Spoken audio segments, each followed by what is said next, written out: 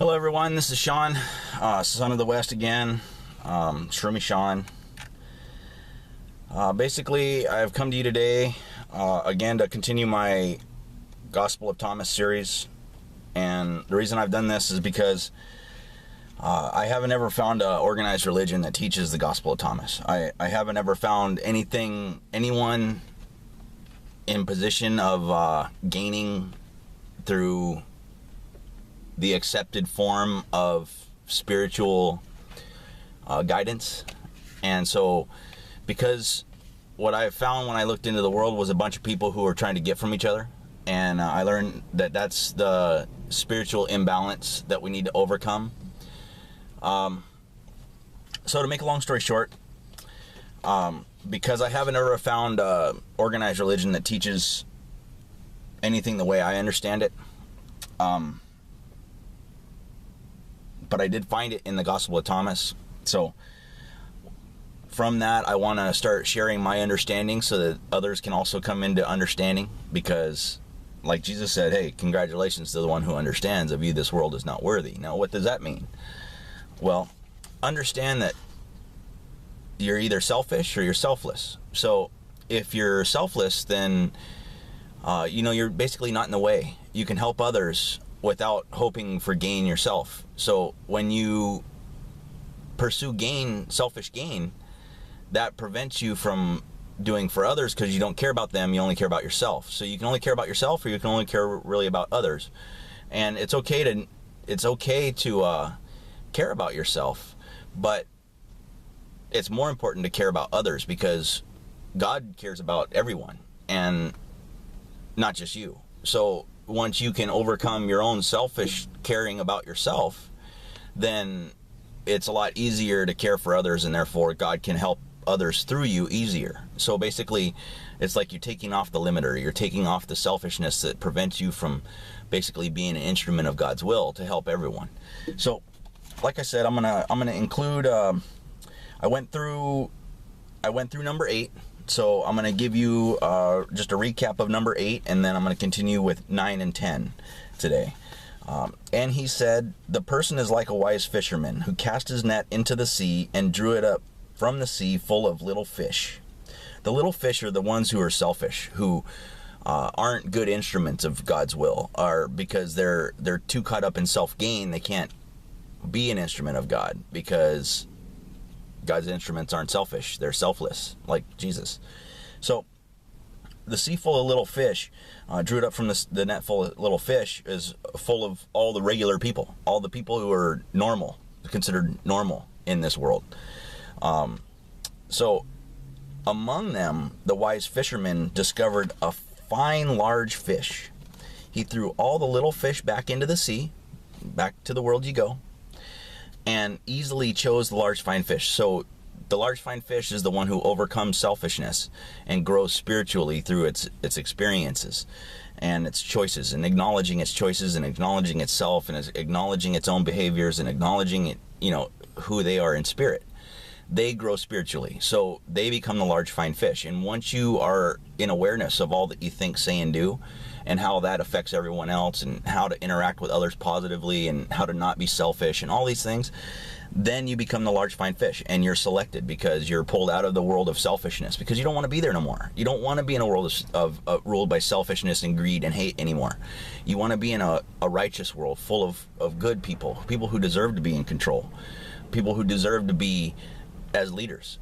Because in this world, there's no real leaders. There's only people trying to gain for themselves. And all the great ones, the people who are lifted up in this world, in this material world, are those who achieve great wealth physically. So the difference between, if you need great wealth physically, then you're lacking in yourself. Because if you know yourself, and you know what's truly important and what this life's all about, then money isn't such a big thing to you anymore. I mean, to live in the world, you still need some money. I still work. I still do a normal job. I don't try to get from others in order to get my ends. And all I'm trying to do is give you my knowledge, and take it or leave it, whatever you want to do. So the end of number 8 says, anyone here with 2 good ears had better listen. So what that means is, You got a physical ear and you got a spiritual ear. And that's why Jesus used to ask people all the time if they understood truth. And what he's talking about is, do you have the spiritual ear? Do you have the ear to hear? Do you have the spiritual eye to see? Do you see what you're doing? Do you see what this experience is all about? And that's what he's talking about. So anyone here with two good ears had better listen. So in other words, pay attention, because there's spiritual truth here that you need to know, that you're searching for. So Jesus said, look, the sower went out and took a handful of seeds and scattered them. Some fell on the road, and the birds came and gathered them. Others fell on the rock, and they didn't take root in the soil and didn't produce heads of grain. Others fell on thorns, and they choked the seeds, and worms ate them. Others fell on good soil, and it produced a good crop. It yielded 60 per measure and 120 per measure. So 60 per measure and 120 per measure, it's basically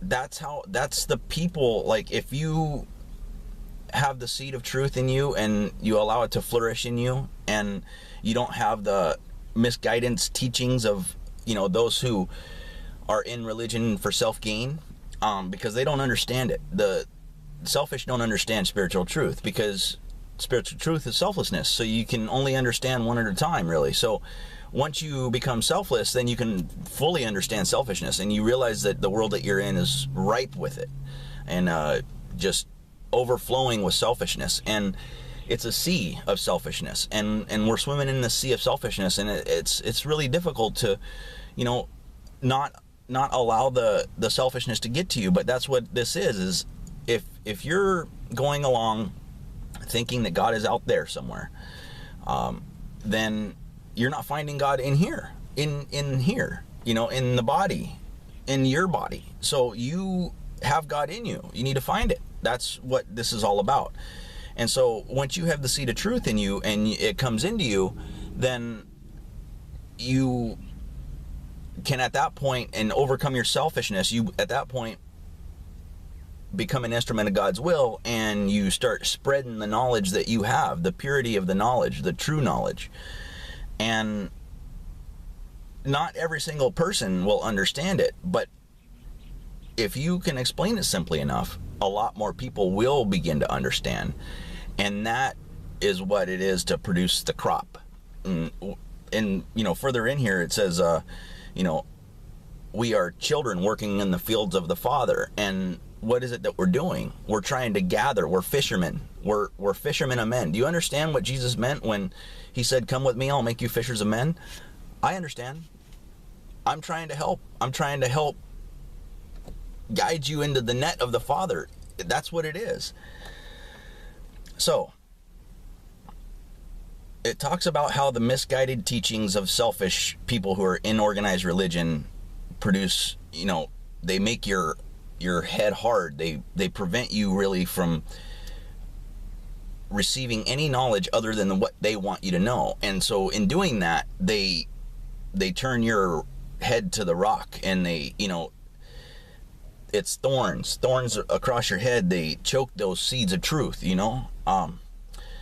so that's what it's talking about. It's all about, overcoming the misguided teachings of the selfish and finding the pure selflessness within yourself, and then using that as your teacher, because your teacher is within you. I can't tell you any more than you already know, but you just may not necessarily realize all that you know so far and all that you felt this whole time.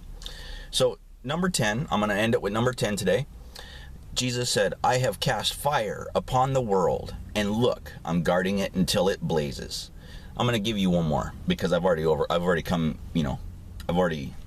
explained that one. Basically, he came to end the world, not to make it a better place. His teachings can, once all the selfishness is abolished from this world, can make it a better place, but this world is designed to teach us to understand what selfishness is.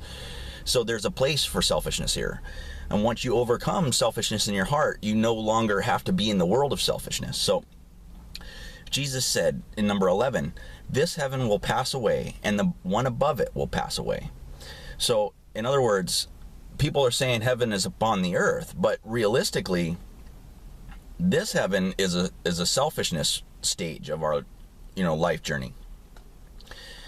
The idea that heaven is above you is an idea. And so the truth, once you realize the truth and you overcome selfishness, you don't need to be here anymore. So this heaven will pass away, and the truth that you share with everybody who you come in contact with will overcome the idea that heaven is above you instead of within you. So this heaven will pass away once you find truth, and the one above it will pass away.